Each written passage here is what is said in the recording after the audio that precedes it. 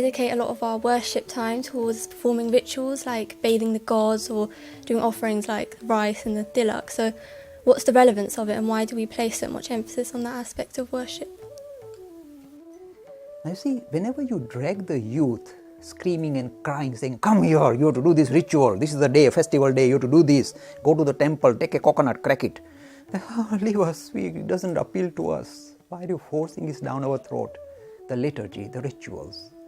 You see, so it is a natural kind. When you ask your parents, your grandparents, or whoever, I mean, I'm talking generally, not attacking any individual family, they will say, do you know what's the standard answer? We've been doing it. Our forefathers have been doing it. You do it, otherwise I'll thump you. Come on, we all did it. Don't be so offensive. Don't be rude to us. It's our tradition. They will say that because they don't know. It is best to admit ignorance than to impose it, saying, no, it is crucial. Say, I don't know. Find somebody who knows the answer. And then perhaps you can do it or you may not do it. Okay, let me just touch on it very briefly because I want to take on lots of questions. You see, in every religion, there are three aspects. There is the narrative, the story part. Very important. Look, if I did do the story of Vivekananda, if I'm giving high philosophy, you go, what is he on about? When I show a person, I show his photograph. See, he is Vivekananda. This is what he, yeah, makes sense. You need a narrative, a story format to present subtle ideas. So every religion will have some narrative. When I say narrative, it may be stories of the Ramayana, the Mahabharata, the Purans, or stories of modern proponents of religion. We need narrative to get our mind around subtle ideas. Look, aren't stories much easier to understand and grasp than just bland philosophy? So that's the reason. Every religion has it. It's got a purpose behind it. It's very important. It allows to present very deep ideas in a digestible manner. Don't underestimate the power of storytelling. That's why when we are little, we hear the stories of Ganesh and Ram and Krishna, and we love it. Yeah, we love Hinduism. You get drawn. That's one reason.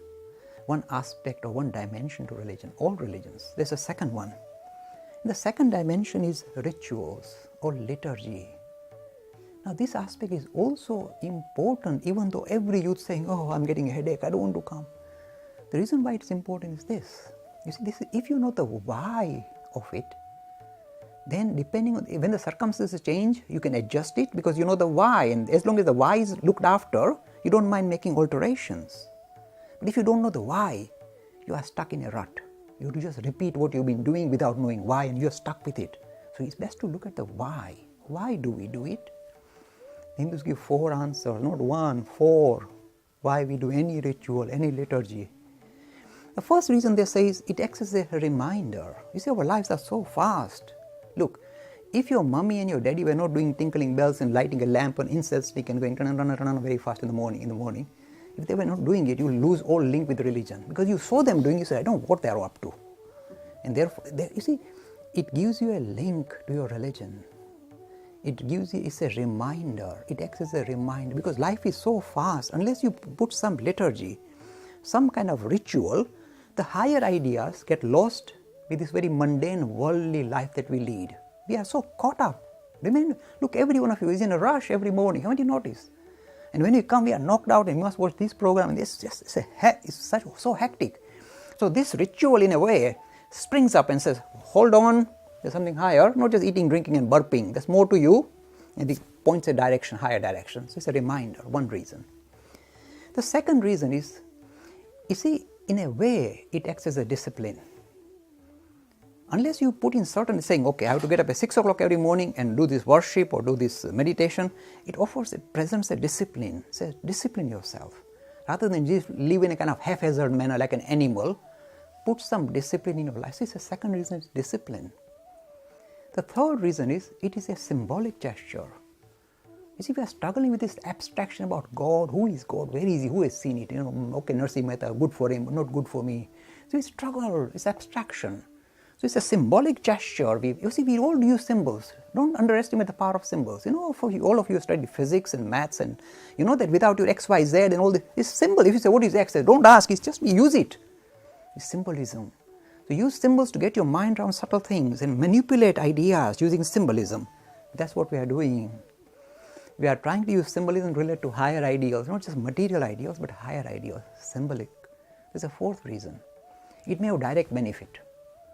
How can it have direct benefit? Look, If, for example, Bakulbai sits in the morning and is meditating for half an hour, for that half an hour, he has put in tremendous discipline, hard work to become one-pointed. It will give results. It will produce beneficial results. Every activity you do will produce certain consequences. So this is the fourth reason. It will have direct benefit.